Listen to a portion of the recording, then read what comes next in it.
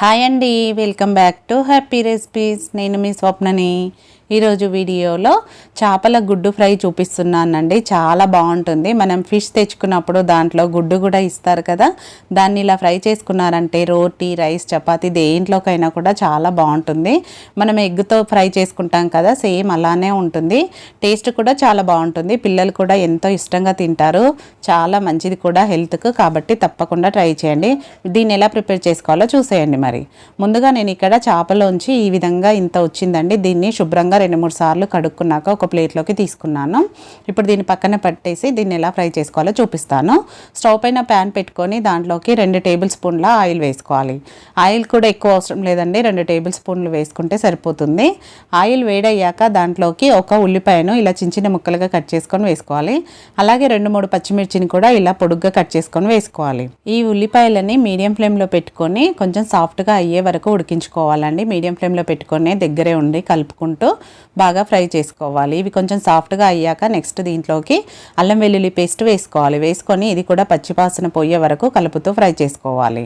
లో ఫ్లేమ్లో పెట్టుకోవాలండి. ఇప్పుడు అల్లం వెల్లుల్లి పేస్ట్ వేసాక అడుగంటుతుంది కాబట్టి లో ఫ్లేమ్లో పెట్టుకొని ఇలా కలుపుతూ ఫ్రై చేసుకోవాలి. ఇలా పచ్చివాసన పోయాక మనం ఆల్రెడీ కడిగి పెట్టుకున్న ఫిష్ ఎగ్ ఉంది కదా, అది వేసేసుకోవాలి.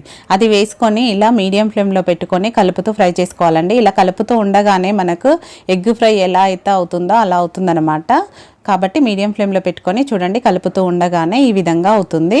కొంచెం పొడి పొడిగా అవుతుందన్నమాట. ఇలా కలుపుకున్నాక ఇలా అయ్యింది కదా. ఇప్పుడు నెక్స్ట్ దీంట్లోకి మిగతా ఇంగ్రీడియంట్స్ని వేసుకోవాలి. ముందుగా పసుపు వేసుకుంటున్నాను. అలాగే మీరు తినే కారాన్ని బట్టి కారం యాడ్ చేసుకోండి.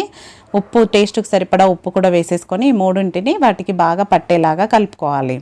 ఈ ప్రాసెస్ అంతా దగ్గరే ఉండి కలుపుకుంటూ చేసుకోవాలండి. ఎక్కువ టైం పట్టదు, చాలా ఫాస్ట్గా అయిపోతుంది. కాబట్టి దగ్గరే ఉండి కుక్ చేసుకోవాలి. అలాగే అడుగు మందంగా ఉన్న గిన్నెలో చేసుకోండి, లేదంటే అడుగు పట్టేస్తుంది, అడుగు కంటుకుంటూ ఉంటుంది.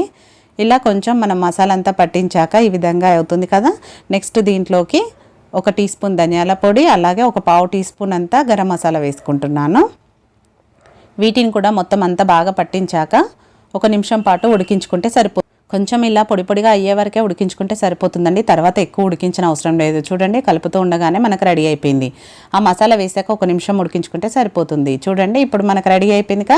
ఇప్పుడు స్టవ్ ఆఫ్ చేసేసుకొని సర్వ్ చేసుకోవడమే. చాలా బాగుంటుందండి టేస్ట్. రొట్టెతో తిన్నారంటే, జొన్న రొట్టెతో చాలా బాగుంటుంది. ఒక్కసారి టేస్ట్ చూసారంటే అస్సలు వదిలిపెట్టరు, అంత బాగుంటుంది. కాబట్టి ఒకసారి తప్పకుండా మీరు కూడా ట్రై చేయండి. మీ దగ్గర కొత్తిమీర ఉంటే కూడా యాడ్ చేసుకోండి. నేనైతే ఇక్కడ ఏమీ వేయలేదు. కొత్తిమీర, కరివేపాకు కూడా వేసుకోవచ్చు. డెఫినెట్గా ట్రై చేసి మీకు ఎలా కుదిరిందో ఫీడ్బ్యాక్ పెట్టండి. నచ్చిందా వీడియో? నచ్చితే లైక్ చేయండి, షేర్ చేయండి. Thank you for watching.